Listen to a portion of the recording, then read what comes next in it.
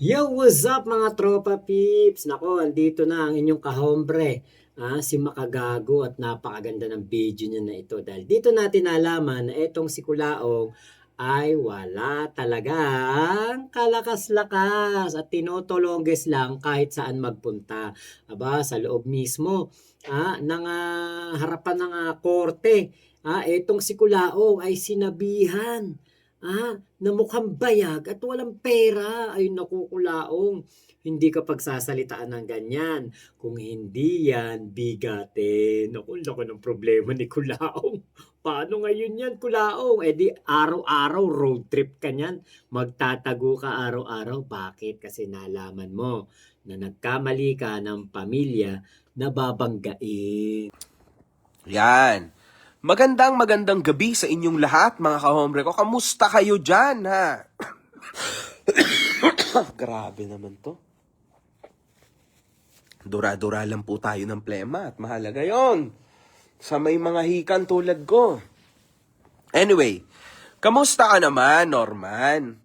Kanina kumakain ako pero kasi mahina internet ko sa baba. Nandito na lang ako sa kwarto chilling. Now, napanood naman ho natin. Actually, abangan natin ng konti, mga kahombre ko. Abang lang ako ng konti dito. 200 watching. Napakabilis. Paano ba ka nga dyan? Ang sarap ng kain ko kanina, no? Nakita nyo? Okra. Tsaka, anong kinain ko? Kamote. Solid. Tsaka chicken breast. Lagyan mo na ako nito, Bim. Hindi ka po ba yun? Dito. Okay. Wait lang. Magpapahilot lang ako sa aking magandang misis kasi hinihiga ako. Normal lang. Kasi hindi ho tayo trilyonaryo. Vicks lang din ang aking gamit, no? Ay, nako po. Teka lang. Ayan. So sige, tuloy tayo habang nandito ako. Now, mga kahombre ko, ganito yan. Sige, dito. Sa leeg. Hindi, dito na lang. Sige. So, yun, mga kahombre ko. So, bali, ganun ho yan. Ako madalas asikasuhin ako ng misis ko. Pati sa likod. Alam nyo, para akong isip bata sa totoong buhay to. Siyempre, baby ka. Inaasikaso niya ako all the way. Yan ay baby. Teka lang, hinihilot pang aking likod ng Vicks. Wait lang. Ay, nako. Wait lang. Okay. Dito na din, siguro. Bigyan ako tapat. Hindi, ayoko ng patseto na lang. Mas gusto kong Vicks. Okay. Yun nga, mga kahombre ko. So, wait lang. Bukas ako may upload, mga kahombre ko. Mga 7 p.m. bukas. Wait lang, ha. Belo lang, para maganda. Wait ka lang dyan.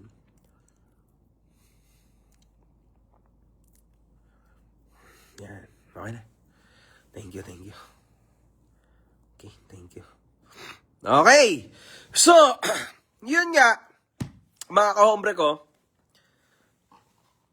Ngayon, gusto ko lang sabihin sa inyong lahat na natuloy nga ako kanina ang PI, so preliminary investigation yon sa ikinaso sa kanya noong negosyante na kanyang binanggit na may-ari daw di umano ng aking challenger. Hindi ko na lang sasabihin kung sino yun, mga kahombre ko. Kasi, no point. Dapat may surprise.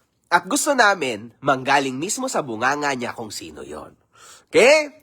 Pero wag niyo kakalimutan kasi alam naman na ng lahat na nakapangalan daw, di umano, yung challenger ko sa nagngangalan na ang apelido ay Lopez. Tama? Sige na lang. Now, ito hong tao na ito, yung kaninang ka-PI niya, ano yan? Ka-preliminary investigation niya. Pangalawa na po yon, mga kahombre ko. So, next to nun, automatic warrant yon. Tansya ko, ha. Tansya ko, ang resolution niyan, positive. Alam nyo kung bakit, mga kahombre ko? Kasi alam nyong lahat yan. Isang negosyante na maedad, no? Na dinamay niya, nilabas niya ho, ang pangalan. Publicly. Hindi lang ho yun. Nilabas niya rin yung address. So ano ang i-expect nyo? May lusot ba siya sa kaso na yon? Siyempre wala. Siyempre wala. Mahirap yun. Itong negosyanteng maedad na ito na, no, na nabanggit niya ang name at ang address, ay na-offend. Kasi may-ari ho siya ng malaking negosyo. Malalaking negosyo. Well, malalaking negosyo. At hindi ho uubra. At hindi ho ito tulad ng mga nakatunggali niya noon. Yung mga nadenggoy niya, di umano, na mga negosyante noon. Ay hindi ho. Ito talaga ay literal na dragon ito, mga kahombre ko. Okay? So, good luck, man. Alam niyo, mga kahombre ko, eto lang yan. Sa tinagal-tagal ko na sa social media, isipin niyo, 17 years old pa lang ako, nasa SOCMED na ako. And now, ilang taon na ba ako ngayon? Ilang taon na nga ba? 34. 17 ka pa lang nagpakita. 17 ka pa lang no nagpakita ka ng bayan. Putang ina mo. Baliw. Anyway. Man. Anyway, 34 na ako ngayon, mga kahombre ko. So, 35 na ako this year. Takin ng bayag yan. Anyway. So, sa tinagal-tagal, ang tagal na natin, mga kahombre ko. Grabe, ilang taon ho yan. Di ko na mabilang, no? Kayo na magbilang. So, ganyang katagal ang fanbase ni Makagago What's Up Man na watak-watak back in the day. Ngayon, iba na fanbase ni Makagago. Alam niyo yan, mas malakas na ngayon tayo. Pero back in the day, ganito lang din ang content ko, naka-live lang ako. Di ba? Naalala niyo naman lahat yan siguro. Madalas ako nababan sa Facebook. Anyway, mga kaombre ko, sige na. Abanti tayo. Abanti ho tayo. Now, dumating na tayo sa point. Ito, OFW, kabiyahero. Oh, yes. Mag-react kayo ni paring JB Tan Vlog. Go. Dapat. Kasi hindi ko rin alam ba't kayo tumitigil sa pagbablog. Tuloy nyo lang yan. Tuloy nyo ang buhay nyo sa vlog. Go. Mataas na engagement yan. Makagago What's Up Man versus FLM. Chance nyo na yan. Kasi mas puputok yan ngayon. Dahil magkikita na talaga kami. Talagang, mga kahombre ko, sige, abante muna tayo bago ako magkwento ng kung ano-ano pa. Kasi baka wala na akong makontent. Makwento ko na lahat sa inyo dito. Anyway, sa tinagal-tagal ko na ho sa social media, sa totoo lang, hindi pa ako nakakita ng gantong kabaliw na tao. Maliban lang sa sarili ko. Kasi si Makagago What's Up Man back in the day ay mas malala pa sa tao na yan. Alam niya yan, mga kahombre. Alam niya yan. Kung meron talagang mga legit na OGs dito na talagang sinubaybayan ako, alam niya yan. Naintindihan niyo yung ibig ko sabihin. Di ba? Talaga hong walang hiya talaga si Makagago. Totoo yun. Now, nagulat lang ako, no, na kahit papano may taong medyo lumapit sa internet. Kasi mga kahombre ko, hindi naman ako scammer. Alam niyo naman yan. I don't need it. Alam niyo yan, hindi ko kailangan yan. May pera tayo. Alam niyo na yan from the start. Di ba?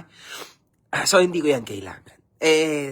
Syempre, siya, may mga kinakaharap siya ng mga medyo mas mabibigat. Allegedly pa rin naman yan, di ba? Na-scammer siya. Na-acquit nga daw siya, di ba? Lately, pero, kung ano sa tingin niyo, yun na yun. Di ba? Anyway, mga kahombre ko, humarap po siya sa tao na ito. Uulitin ko lang, ano bang kaso niya dito? Binanggit niya, publicly, ang pangalan nito, at address nito. No, napakatalino talaga ni Kula. Paano mo lulusutan yan? Ha? Anong ipapaliwanag mo sa korte? Yung paliwanag mo na hindi pwede magmura. Ganun ba? Ipapaliwanag mo na, allegedly, yan ay, kasabwat. Dahil, accessory daw. Accessory ha, hindi accessory. Accessory of the crime yan, yung kotse na yan. Kasi pinuntahan kita sa bahay mo. Hindi mo nga ako pinapunti, hindi mo nga ako pinapasok. Sabi mo sa guard, wag. Diba? So, nasa labas ako ng subdivision. Diba? Kumagat ka kasi sa kalokohan ko. Yan tuloy. Di ba? Ako ho ang biggest na debater sa balat ng social media. Hindi ko na nga lang masyadong ginagawa ngayon. You know this, man. You know the rules, Kas, di ba? Naalala nyo naman siguro yung mga ganyan salita ni Makagago. What's up, man? Man, alam nyo yun, ako ho ang biggest ever na baiter sa social media. Alam niyo, history na yan, lalo na last year. Huwag niyo kalimutan. Ay, last year pala yun. Di ba? Dami natin na bingwit na mga influencer noon. Wala nga. Kaso sila eh. Ganun talaga. Di ba? That's Makagago what's happening for you. At ilang beses ko yung ginawa kay Kulao. And I am very happy. Sige. Abante. So, kinasuhan siya. Anong isasagot niya? Marahil hindi. Wala. Mahirap hong sagutin yung kaso na yun. O ikaw man, lumugar ka. Papaano yan? 'Di ba? Isang negosyante na walang kinalaman sa lahat ng ito, binanggit mong pangalan at address. Paano mo yan how would you even think na ilaban yan? Paano? Anong ipapaliwanag mo sa korte? Bakit mo binanggit ang pangalan ng negosyanteng matanda na ito? Why? Ano isasagot niya? Tulad kanina, nakaganto. Mga kahombre ko, mukha ho siyang kawawa. Sobra. Wala lang ako doon. I was busy. Meron ho akong mga ka-meeting. At dahil ho sa mga meeting na yan, meron akong maganda sorpresa sa inyo. Very soon. Ayun ang hinihintay ko. Yes. Alam nyo, magiging proud kayo sa akin.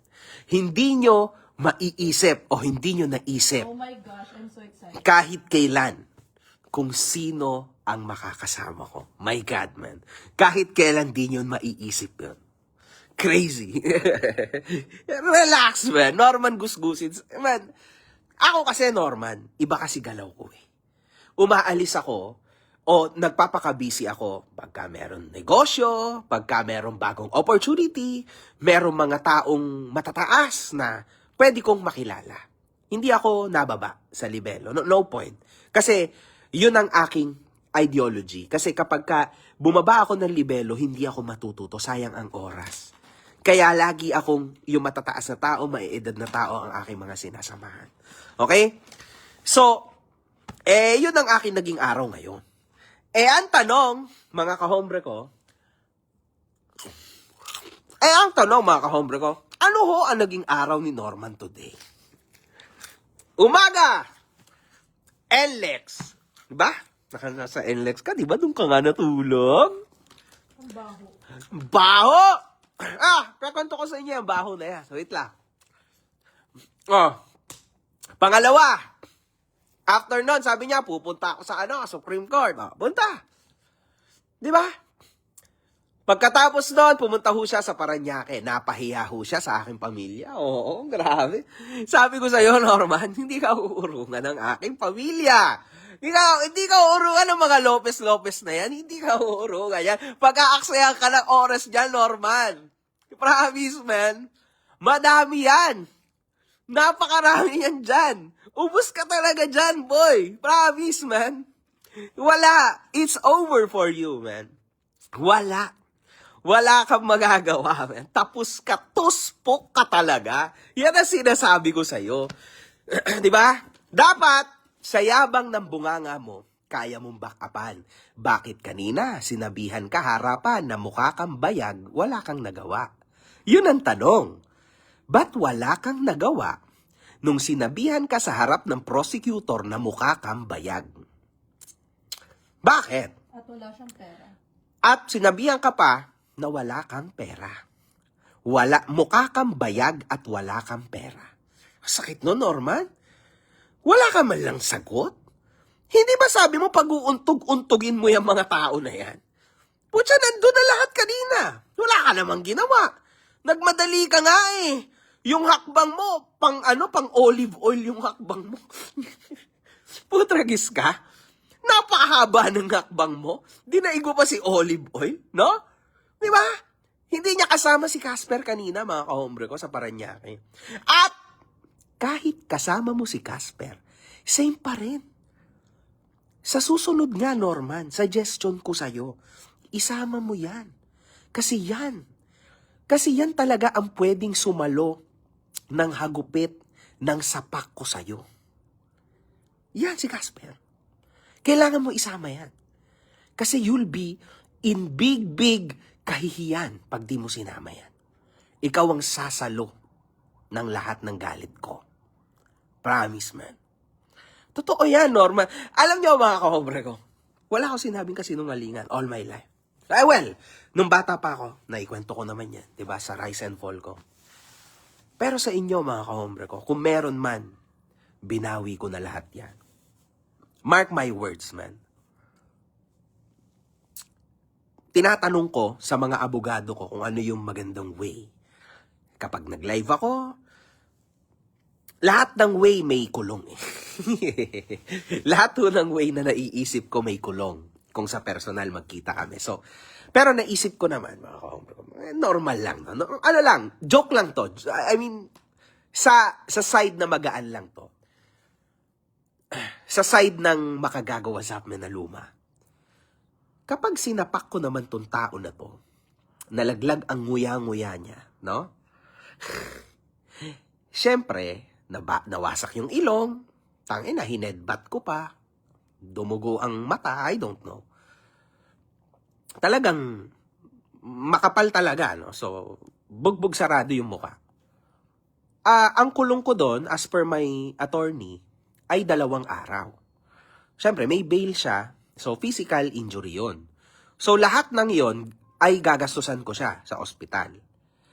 Naisip ko naman, kung 2 araw akong makukulong, sure naman hindi naman yan makakapag-live. Kasi pwede ba naman niya mag-live na walang ilong, kulang ang ngipin, di ba? Kasi kung magpapakulong rin lang ako, talagang gagawin ko na yon, di ba? Kasi same lang yan eh. Slight physical injury or physical injury, same lang ho ng bail yan. Di ba? Ito naman, sa magaan lang, mga kahombre ko. I mean, nagbibiro lang naman ako dito, okay? Kaso, tingnan natin kung ano mangyari pag naka-live na ako, di ba? Pero, sa birong side lang ho ito, no? So, hindi naman ho yan makakapag-live at makakapagyabang. So, hindi ko alam, no, kung shall I do it for the vibe? or wag na lang? Ewan ko, man. Minsan, naisip ko, sana nakaharap ko itong tao na ito nung wala akong pamilya. Yung dating ako. Kasi talagang, mga kahobro, talagang literal to sa akin, man. Marami na ako napatunay sa internet. You know this, man. Hindi naman ako aabot sa ganito kung hindi nyo naman ako mamahalin siguro, di ba? Kung ako ganun-ganun lang. May something incredible in me. And minsan bumabalik yon, mga kahombre. Minsan bumabalik yung katarantaduhan na yun. Okay? Anyway! Kaya doon naghagdan kasi ang bagal ng elevator. Ha? Kaya naghagdan ang bagal ng elevator. Oh, yun? Madali siya. Ayun pala eh. Naghagdan ka. Kaya sa bagal na elevator, kabado ka talaga. Yun. Magbabasa lang. Hindi, ano pa ba? Meron pa ba akong di nakwento? Mukhang baya. Grabe yun, mga kabro. Sakit nun, ha? Napakasakit ho nun. Sa harap pa. Pagbaba daw niya, di ba may tinawagan siya, tapos sinabi niya, abangan niyo ako sa lobby. Ganun daw, tapos nagmadali bumaba. Pagdating daw, di sinundan nila, tapos pagtingin nila ang bilis daw tumakbo din sa sasakyan niya. Hindi naman siya inintay sa lobby. So wala talaga siya kausap. Ayun naman pala. So, wala ka naman palang kausap. Di ba? So, wala, di ba? Pero, mga kahombre ko, actually, wala na ulit akong maikukwento sa inyo kasi mawawala na ho ako ng content bukas. Abangan nyo na lang yan. Pero mga kahombre ko, meron akong sorpresa sa inyo.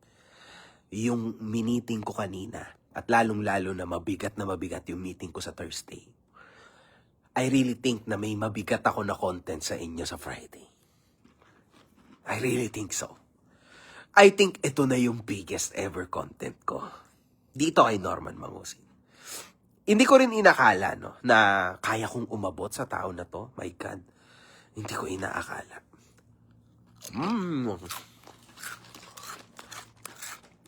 Yun lang, mga kahombre ko.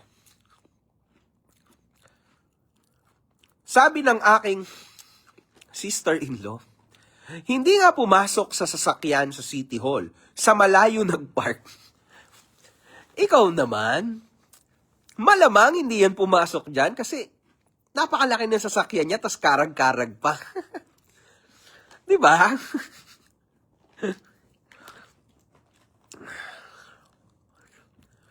Anyway, I think yun na yun, mga kahombre ko, no?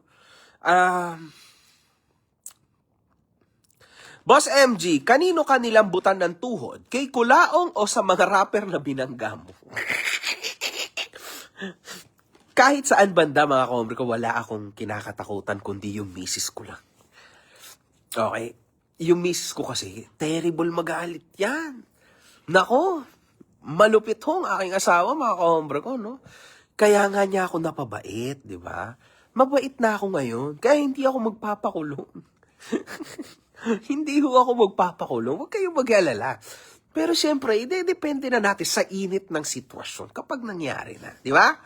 Pero, may mas sorpresa ako sa inyo. Basta, alam nyo, excited na ako. And actually, naiiyak-iyak pa nga ako kanina eh.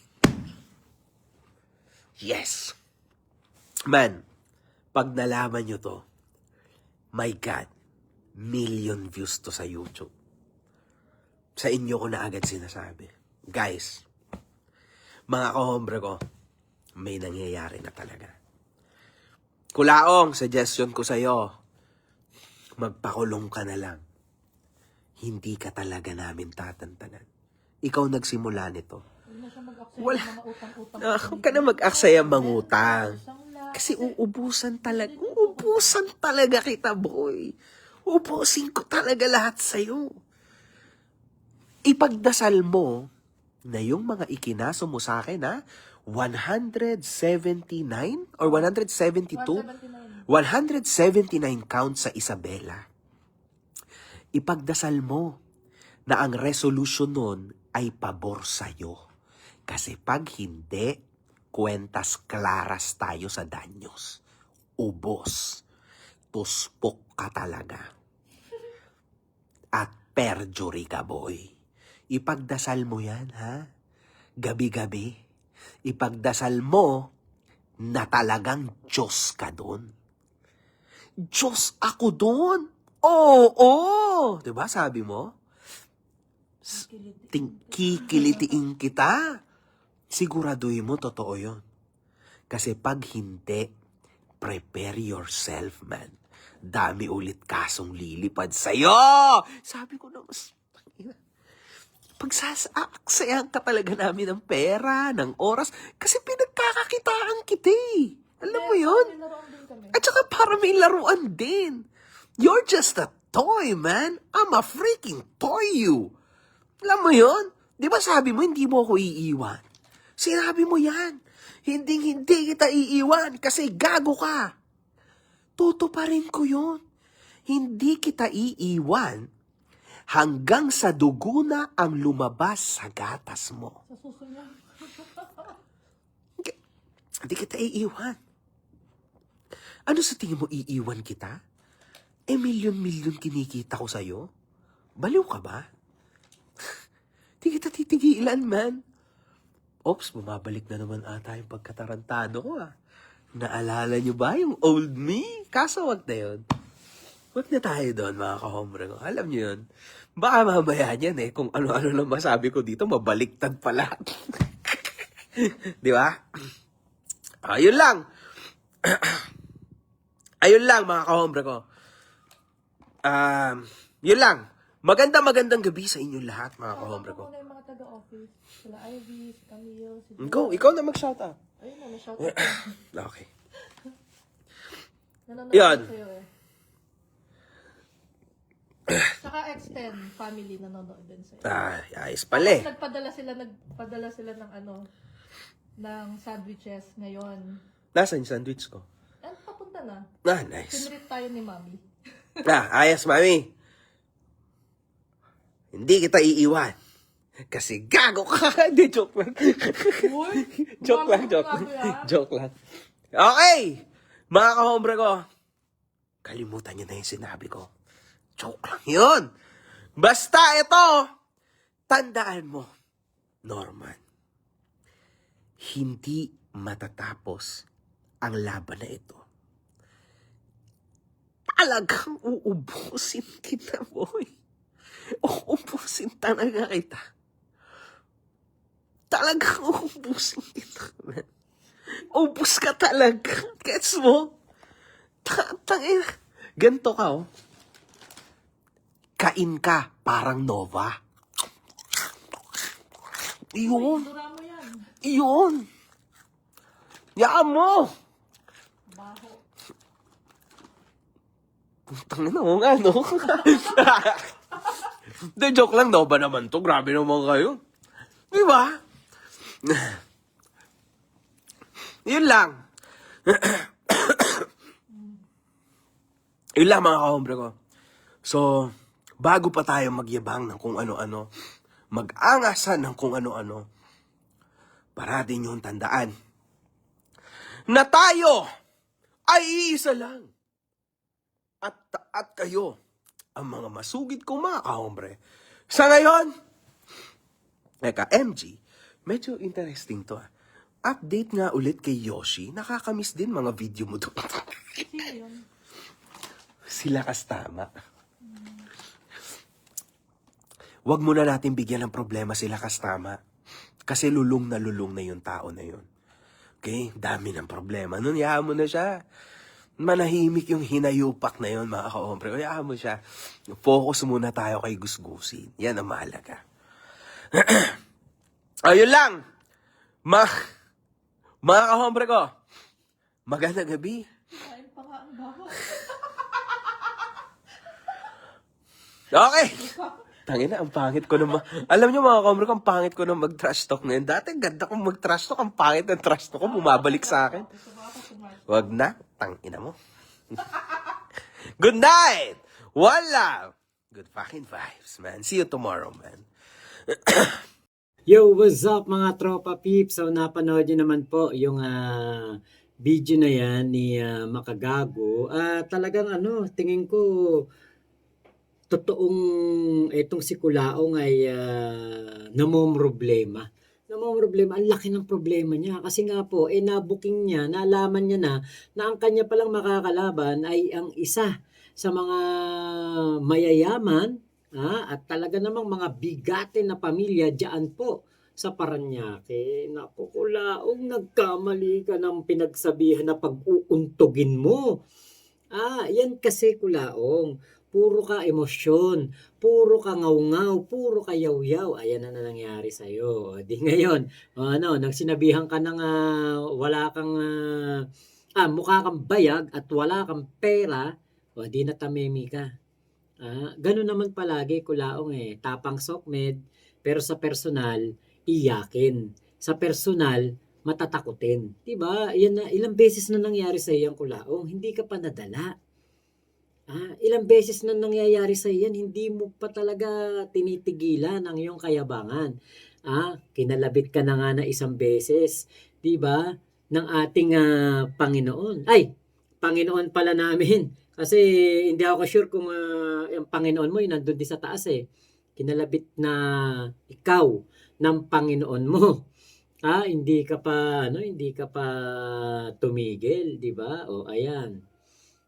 Nako, paano ba yan? Di tago-tago na lang, di ba? Sayang nakakuha ka pa ng bahay, nakakontrata ka pa doon, nag-down ka pa. Nako, laking problema. Paano ngayon yan? Di every weekend, tago-tago. O baka kahit weekdays, magtago ka. Bakit? Kasi nalaman mo nga na itong pamilyang binangga mo ay hindi pipitsugin. Ikaw ang kakaining itik at mismong sa pinuntahan mo na lugar doon sa Ramon Isabela o saan man doon sa Isabela, tinutulongges ka ng taga doon. Kala ko ba Panginoon ka doon? Kala ko ba kinakatakutan ka doon? Mukhang binabalda-balda ka lang Mukhang kung ano ang ginagawa sa'yo sa Bulacan-Bulacan, ganun lang din doon. 'Di ba? Asta ka lang kasing mayaman, astang may pera at astang Marcos. Kaya ang akala mo nirerespeto ka pero pag nakatalikod ka, tinotolongges ka lang din. 'Di ba? So sana maging aral na sa'yo 'to para next life. Kasi tingin ko pag nahuyo ka, di ka na makakalaya eh. Para next life, di ba? Medyo ano ka na, medyo magpa-good boy ka na kulaw sa next life mo. Tama na yung angas. Wala kang kapangyarihan, wala kang lakas, wala kang bitaw, wala kang tira, wala kang pulos.